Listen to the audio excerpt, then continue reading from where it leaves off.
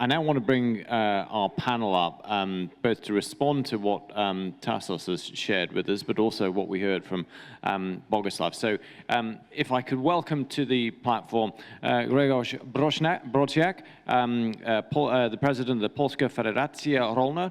Did I get that almost perfect? Very good. Polish Agriculture Federation. Grzegorz deserves particular thanks because he's been an absolute terrific partner in helping us to organize today's conference. So absolutely terrific to have you with us as well, Grzegorz.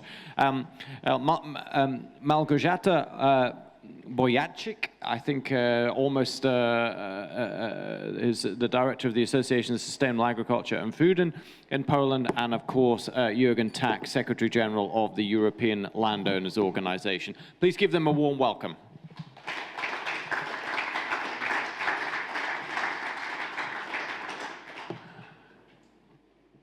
Very good. Grzegorz, I'm going to start with you and give you, 3 or 4 minutes, 5 minutes or so, just to give us your reflections, both on what you've heard from Tassos and also from Boguslav, just in terms of what that means for us here in Poland. Dzień dobry Państwu. Good afternoon, ladies and gentlemen. It's a very complex topic, and Mark, your question is a question that would deserve an answer given for an hour. But I'll try and be brief. What is happening in Poland results from the global and European context. If we think about different challenges and trends in global trade, the prices and inflation, I'd like to emphasize this human factor, because the regulations, the provisions are created by people and they are created for people, and people are to understand them. I was at a Congress in Kraków last week, and I heard a lecture from a professor from Columbia who spoke about this time factor, which is incomprehensible to people. People simply don't understand what is happening around them, and they look for simple solutions, populist solutions, and we see that these populist solutions prevail around the world. We've seen this in the United States, we see it in other parts of the world. So let's not forget this human factor. We really need to explain to people the regulations, the changes that they involve. Well, these regulations are good. They are about lower emissions, they are about providing food security, but these things need to be explained to people. If you don't do this, then you have what we had in Poland in the winter and during the springtime. And it's difficult to implement solutions quickly if we want to achieve sustainable goals. Now, if you think about global challenges, it is true that the situation in the world is very diverse. So we see Africa and Asia, whose population is growing, and they require greater production of food because consumption will be growing there, but it would be best to have food production there, so that we can avoid transportation of food. But on the other hand, Europe is the most effective producer, and it has also the greatest standards when it comes to food quality, and it would like to inspire others to implement similar solutions. Now let me come back to the Polish perspective. I believe that the main obstacle, apart from the mental limitations and fears and anxieties, is the structure of our agriculture. It is difficult to implement changes and absorb funds for investments at farms that are 10 hectares large. They are small, simply. So one of the greatest challenges in Poland is to gradually start a transformation of agriculture structure so that we get bigger farms. In order to absorb funds for precise and digital agriculture, you need to have at least 50 hectares of land, and we have very few such farms in Poland. We have only 300,000 farms that are larger than 10 hectares. Now, we also want to focus on sustainable methods, renewable energy, that was mentioned at the previous lecture and also yesterday. So we want to focus on biogas plants that seem to be a solution that's best dedicated for agriculture. But you also need to provide the right fuel. So you need place for manure, for example, to feed these biogas plants. So yes, we want to increase the amount of natural fertilizers, but due to our dependence on Russian or Belarusian fertilizers, we'd like to find solutions that will allow us to be more self-sufficient. To sum up, well, it will be easy for us to develop technical solutions if we're talking about this modification of the strategy of from farm to table. And I believe that this is just a vision. We don't have numbers there. So the question is how to make it more concrete. So yes, we can come up with technical solutions, but we need to be cunning and convince the users, convince the farmers that these solutions are good. And we have over 1 million farmers. So this will be key to achieve the goal. So the right communication and dialogue. Thank you. Thank you so much, Grzegorz. There's something you said there that I wouldn't say resonated, but I want to pick up on. You talked about really the need for consolidation in order effectively to make bigger farms, which clearly has an impact on if you consolidate, you may have fewer farmers. It's also a sensitivity, I think, in European policy terms, because we want to preserve small to medium-sized farms. How do we manage that transition? Ważne pytanie i trudne zadanie. It's a difficult and important question. We cannot consolidate farms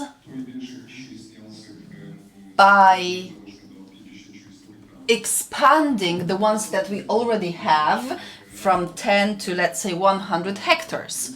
That's impossible. What is important is that there's collaboration between farms. So we need to create incentives so that people operate as part of cooperatives, as part of groups of producers. We've seen this in Europe, in different countries.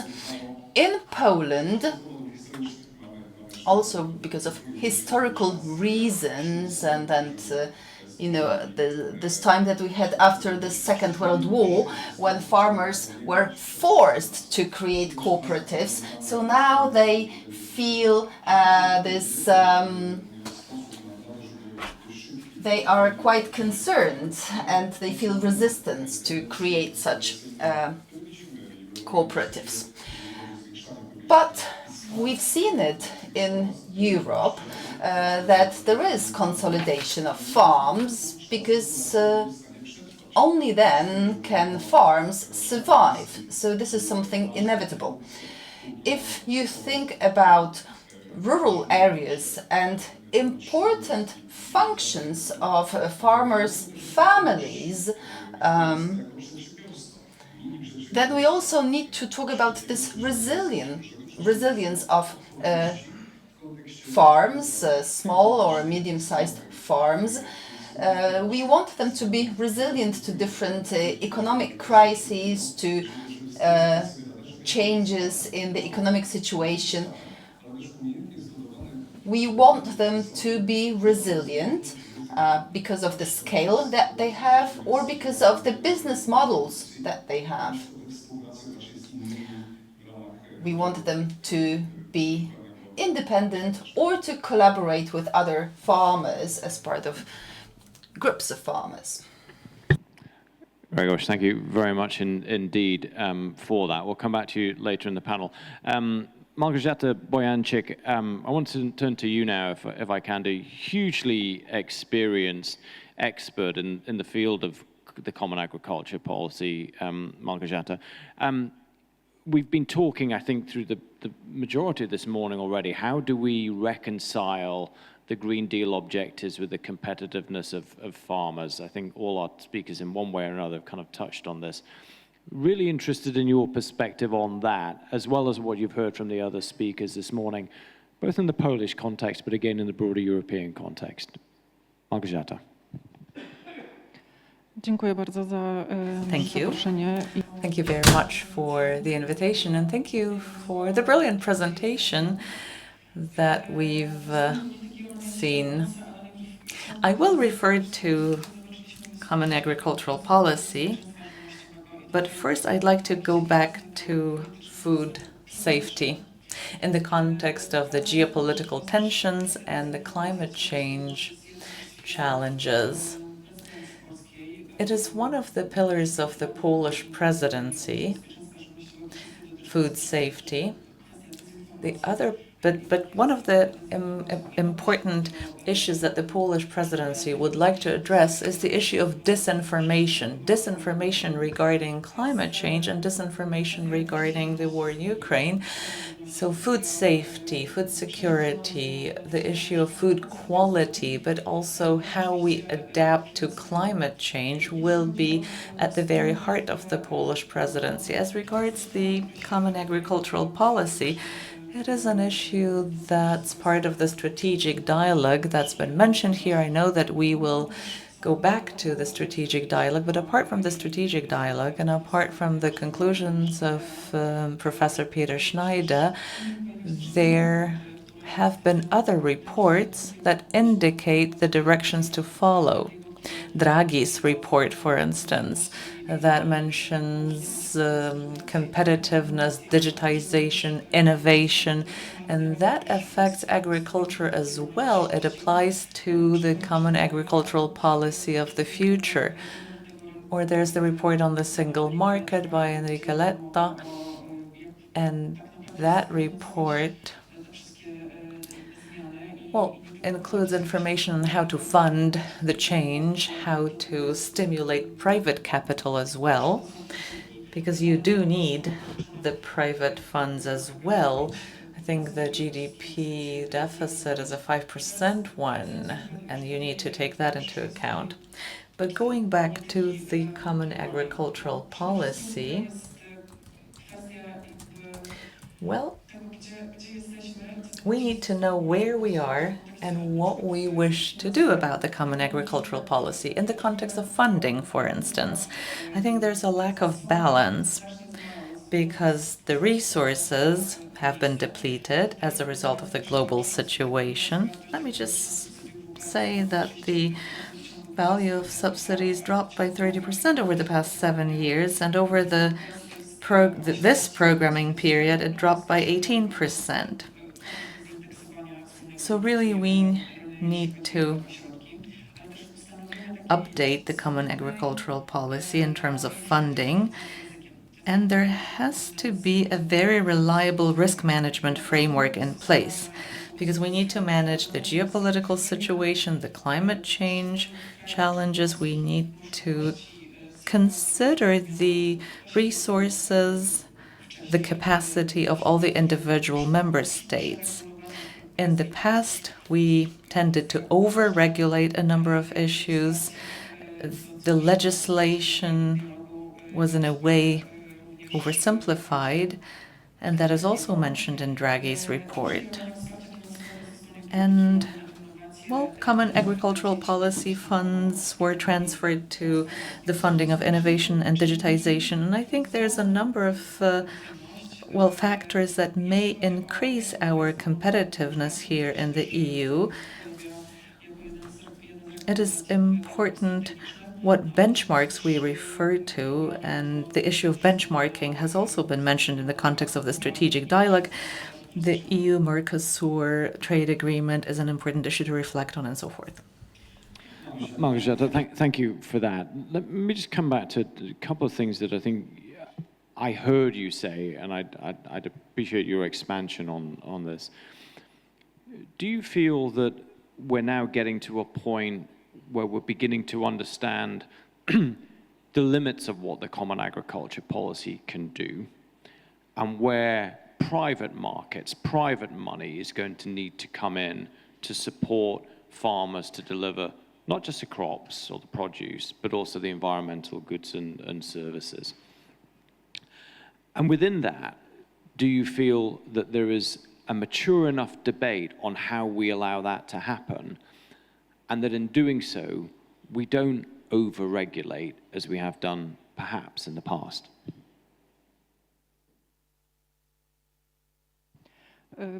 Dziękuję, to jest dobre Thank you. pytanie A good i question. odpowiem na przykład. I'd like to answer the question using an example. Us, as the Polish Association for Sustainable Agriculture and Food, we've been cooperating with the business sector tightly.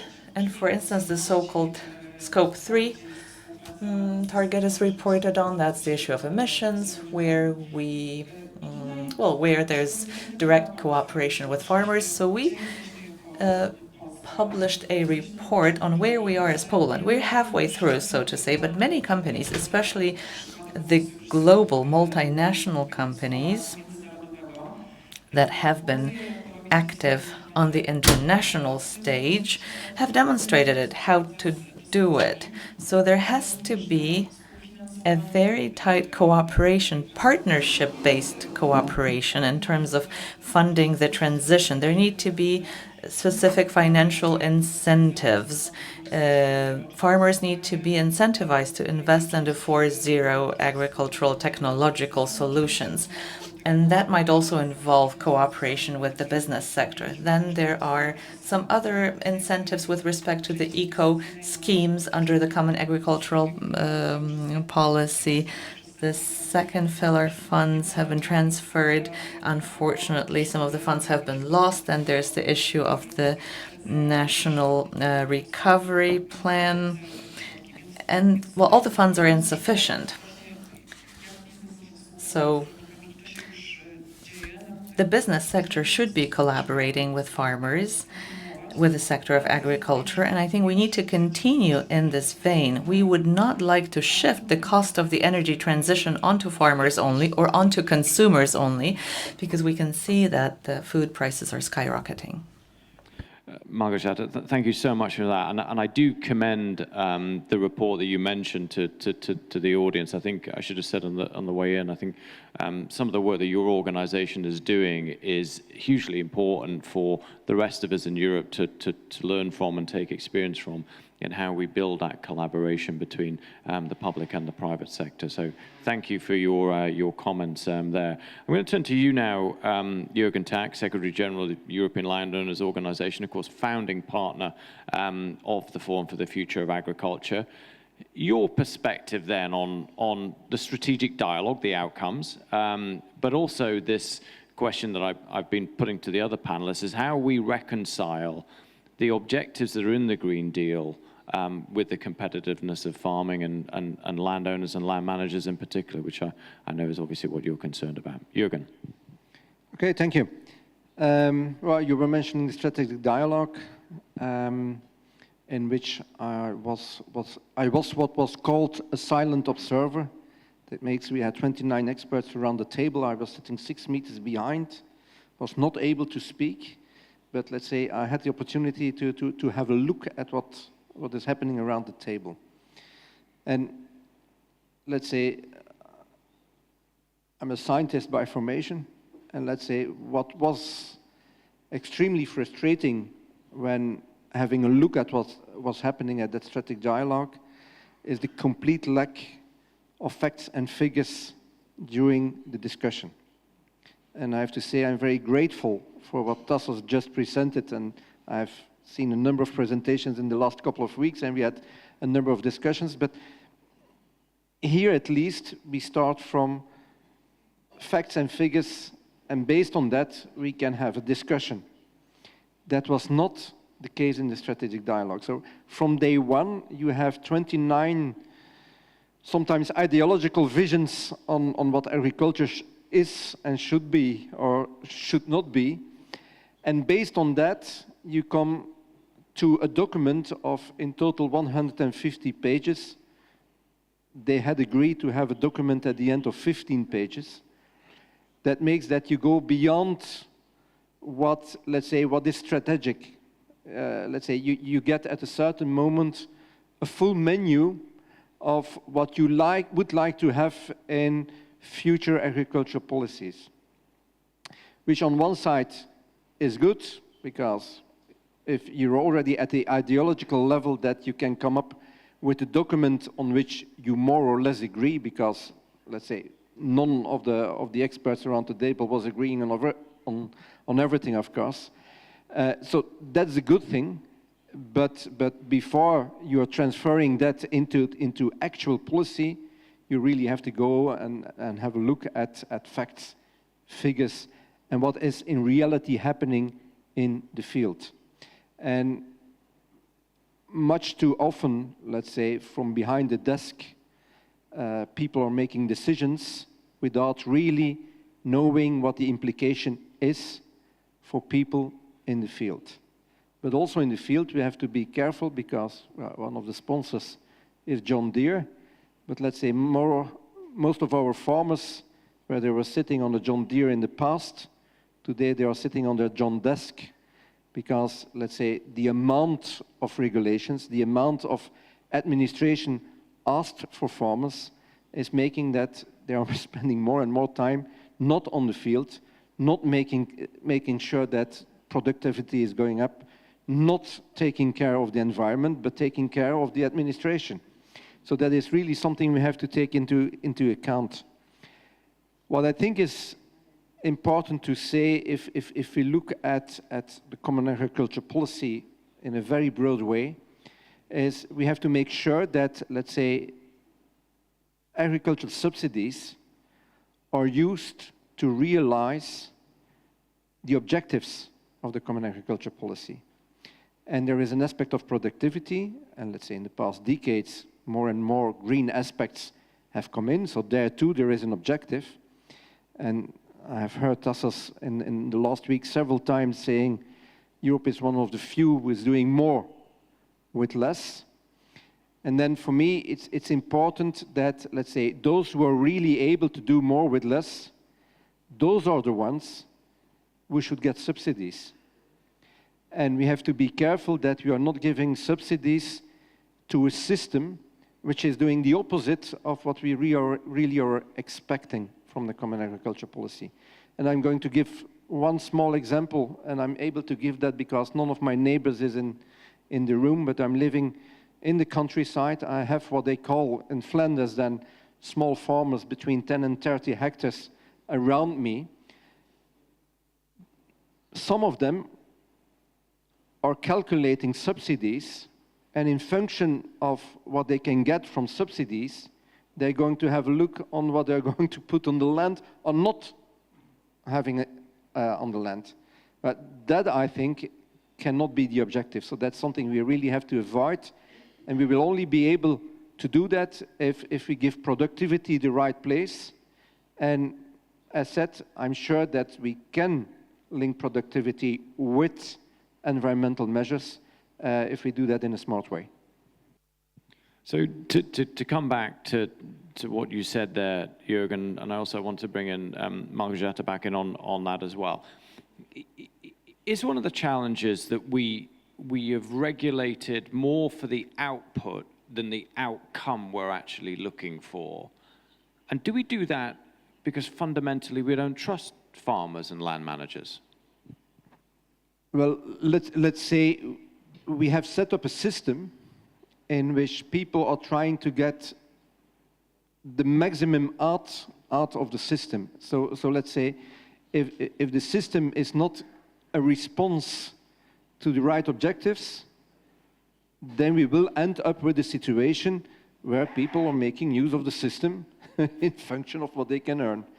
And there is a risk that for the larger public, indeed, you have a negative view towards farmers because they think they're using public money for the wrong purposes. But that has a lot to do with, at the same time, in Europe, and if I look at I think it's something which is happening in each of the EU member states, where you have green NGOs looking to agriculture. Yeah, but okay, we have to be less intensive. The productivity should be lower. Well, I'm not sure about that. If we can have a higher productivity and at the same time we can deliver environmental objectives, well, let's do that. But now I have the impression that on one side we are looking at productivity, completely ignoring the environmental side. Others are looking at the environmental side, ignoring the productivity. We should make sure that we are rewarding those who are looking at the two sides. I can see Tassos potentially wanting to come in on that, but I would like to hear from you, Margareta, on that, and also from you, Grzegorz, your perspective on that question of whether or not we regulate for outputs rather than outcomes, and whether that is just embodied in the lack of trust of our farmers and land managers. Margareta. Ja bym powiedziała, że to nie jest brak zaufania do... I wouldn't say that it's lack of trust, but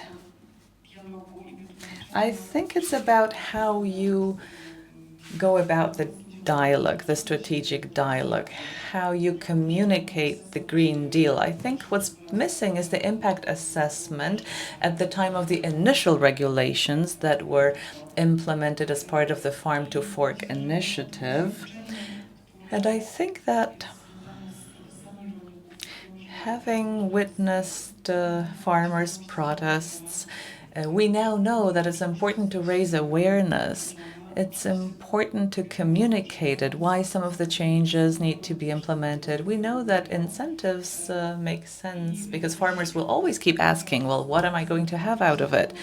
But collaboration with the business sector, I keep emphasizing it because now we're discussing the issue of the Green Deal. In a short while, there will be the issues related to the taxonomy, funding, investment, all investment, not only related to CSRD reporting. So there will be a number of issues to address, and they will need to be communicated well to farmers in a comprehensible way. And I think really it boils down to the optimization of production costs. And the response to it, I believe, is sustainable farming, sustainable agriculture. That's not only an issue of climate change, but it's also about making sure that agriculture is profitable and that there's general social approval. Because us, as consumers, as the civic society, we want to have healthy food. We want to know what we eat. And there will be a number of challenges ahead as well.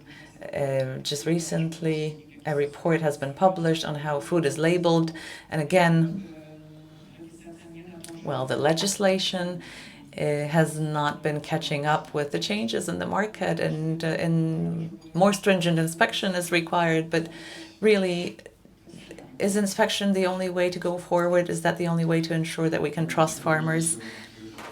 Well, I would like to believe that the over-regulation, because indeed we're dealing with a lot of over-regulation in the sector of agriculture, I would like to believe that that is not a result of a lack of trust, but rather excessive care.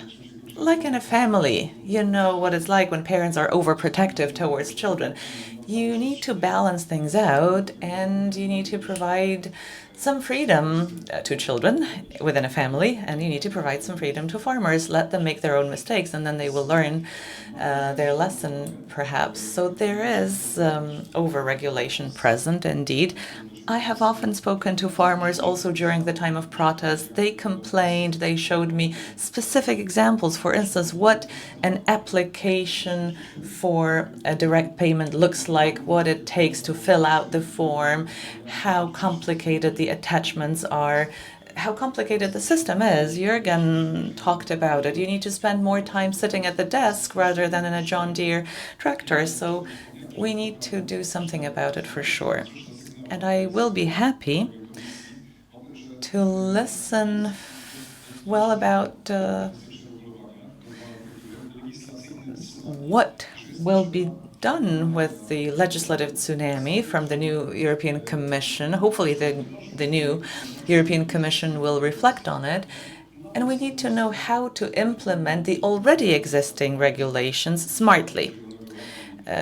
Perhaps let's improve on some of the regulations under the Green Deal and the Farm to Fork strategy, because we need to come up with a better business model. So to put it in a nutshell, we would like to generate return on investment, or there has to be some other added value related to the standards and regulations that have been implemented within the EU. And it has to be transparent, easy to understand for farmers. If you think of the supply chain, at the end of that supply chain, there's the consumer, and the consumer will also need to come to terms that perhaps the price of a good quality food product will be higher because it's a food product that satisfies stringent requirements with respect to animal well-being or climate protection. I can see it clearly that within the EU, pig production is different if you compare small farms to larger farms.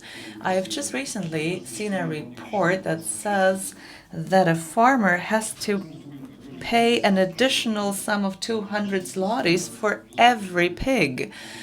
I am astonished. I understand that the large pig producers can still earn a living, and they can earn a living thanks to different optimization measures and so forth. But for smaller farmers, it's more difficult. But going back to the end consumers, there's the Citizen Consumer Gap report. That's the difference between my attitude as a consumer and my attitude as a citizen. I might declare my willingness to pay more for a product that's labeled as low carbon footprint, high animal well-being, and so forth, but that's only a matter of declarations. But then at the cashier's desk, it turns out I don't, because these products are more expensive and the conventional, traditional products are good enough. I trust them. I do not see a reason to pay more and to pay through the roof for the added value. So there's room for improvement, or maybe we need to impose certain standards on consumers and they will be forced to pay for the high quality food because basically they can in Europe. One of the fundamental questions that I think we are sometimes reluctant to ask, and even more reluctant to search for the right answer. I'm really conscious of time, so I'm going to have to bring this panel to a close. Tassos, I want to give you the opportunity to respond to my earlier question, which the panelists have also done. While he's doing that, panelists, I'd like you to just consider one final question from me. We'll have the new commission voted on today, perhaps even voted on as we've been speaking this morning. When you look ahead to the Polish presidency, when you look ahead to the next 5 years, what's the one thing that you'd like to see happen that you think would help to take us in the right direction towards that more resilient, sustainable food and agriculture system that we want? So while you panelists are considering that, Tassos, the same question was to you, really. You know, have we overregulated, and does that represent a lack of trust, and what do we do about it? Well, let me bring two answers to one with a conscious of time, with a personal example, which I've used often but never in front of Jerzy Pleva. And I will use it now because it's a personal example of how you think of how you need to avoid overregulating, and you end up overregulating because of a process. When we did the impact assessment for the proposal of the Common Agricultural Policy, the 2019, which was the basis of what happened before, I went to Jerzy's office and I asked him, because I was coordinating the impact assessment, can I say, and he gave me the okay, of course, to say what I want to say in this group of almost 40 people that were preparing it. Here, there is no hierarchy. You come with your personal opinion. And I got the green light to do exactly that. And we did an impact assessment that did not have a preferred option. The only impact assessment of all the assessments of the Commission didn't have, but have 3 different areas of sustainability. Here is a very economic one, here is a very environmental, and here is a small is beautiful social one. And from this, we picked up the positive points and threw away what we thought was not necessary, and we did a successive impact assessment. Afterwards, with the targets of the Farm to Fork, it's another story why it was published almost a year later. But from this, you come up with a proposal, and the Commission does proposals. What has happened with co-decision, and I don't think that we have realized what it means, is that the Commission does not negotiate with the Council as in the past, but it is the Council that negotiates with the Parliament, with the Commission being a note-taker if it goes to a second reading. And therefore, sometimes the tendency to do early on compromises and the rest. And what you have is a member state not trusting another member state in the same way that they trust the Commission, and coming up with more red lines that they would come in the Commission, the Parliament coming with many amendments, and you come up with a text that you compare the initial proposal with the final text, and these are 2 different worlds. Now, coming back also and trying to combine an answer to your last question, my experience from that is that all 3 institutions need to learn a lesson, but from the Commission, the most important thing is to make proposals that from the beginning are simpler, more targeted in what they're doing, and have a communication strategy whereby you keep explaining through the negotiation process what has happened, and not consider that by making the proposal and explaining it, your job has finished. And what I consider priorities for this Commission, I have my doubts if they will change the attitude, but I think we need to prioritize adaptation instead of mitigation, soil instead of all the parameters, because by doing good things in soil, we do good things on water, on emissions, and biodiversity, and above all, cover all land with whichever type of conditionality we have. All land and not part of it. Tassos, thank you for also providing the segue into the next panel. Before we get there, the question then will work down from you, Jürgen. The one thing that you'd like to see happen, either in the next 6 months with the presidency or over the next 5 years with the new mandate. Well, certainly it's a follow-up what I just said. I would say let's make sure that we link subsidies with objectives. And let me give an example, and we had someone in the room specialized in solar panels. If we give subsidies for solar panels, we give subsidies to have, let's say, more solar power energy coming into the system. We do not give subsidies because we have small or big solar installations. Now it's in function of the production of electricity. For me, it's important that we do the same within the Common Agricultural Policy, that we give the subsidies in function of the objectives of the policy. And I have nothing against big farms, I have nothing against small farms, but if either the big one or the small one is not able to contribute to the objective, then they should not get the subsidies. If we look at environmental subsidies, we cap what big farms can do. Where if they can do more for the environment, give them the opportunity and let's make use of it. And if small farms are able to do that, let's do the same. But the subsidies should be given in function of the objectives. So I really hope that we can move in a more outcome-based subsidy system in the next Common Agricultural Policy.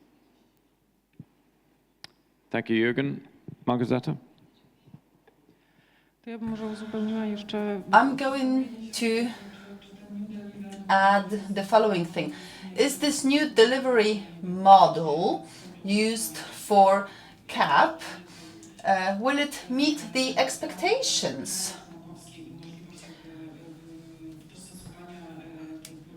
So, will it be possible to adapt this policy to the conditions of individual countries? Or perhaps we need to have this dialogue within the entire EU that has already been mentioned. Another thing that I want to mention is social dialogue. So in the context of our presidency, there's this great example. I'm a member of NGO Council on Polish presidency in the Council of the European Union. And from different sectors, we came up with different postulates, and these postulates concerned different safety issues, be it digital safety, food safety, energy safety. So these postulates were collected and they were then put forward to individual ministries, and now the ministries work on them. And the voice, we also represented the voice of citizens and individual groups of citizens. So this is something that we've been lacking in the EU when the Green Deal was negotiated. So I do hope that what is presented in December will reflect our economic needs, safety needs, but also social needs. That point, I think, Małgorzata, on bringing all the stakeholders in and having the right conversation about the right objectives and outcomes that we see is absolutely critical. So thank you for that. Grzegorz, you have the last word. Dziękuję. Ostatnie uwagi. Rzeczywiście zgadzam się z Yes, I agree with what my predecessors have said. And yes, in agriculture, we shouldn't differentiate between big one or a big farm or a small farm, but whether they actually meet the demands. So I do hope that in this new parliament there will be more holistic approach to agriculture, and that there will be this greater understanding that soil is the key and the entire production chain. We also need to focus on animal farming and how it impacts the environment. It's not about the cow, it's about how. Let me use this English term here. So we want to have animal farming, but we want this farming to not to harm the environment, and it's actually feasible.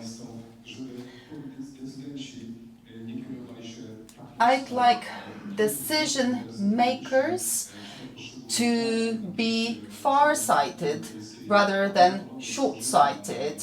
I'd like them to focus on long-term objectives for agriculture based on evidence and not focus on short-term political goals. Now, I often go to Brussels and I very often come across this barrier when people simply don't listen to others. This was prevailing in the previous term. I think that is one of the fundamental challenges that we face actually in democratic societies, particularly in the environments that we find today, that focus on short-term political expediency versus long-term value sometimes gets in the way. I would have loved to have Boguslav here to have put that question to him, but as he already left, I thank you for raising it. Ladies and gentlemen, I'm sorry that we didn't have time to engage the audience in this. We do have the next panel waiting, including somebody online. So I'm going to call it there for this panel. I'm sure our panelists are going to be around over the lunch break, so please do have your questions to follow up with them. But for now, please join me in giving them a warm round of applause. Thank you. Thank you.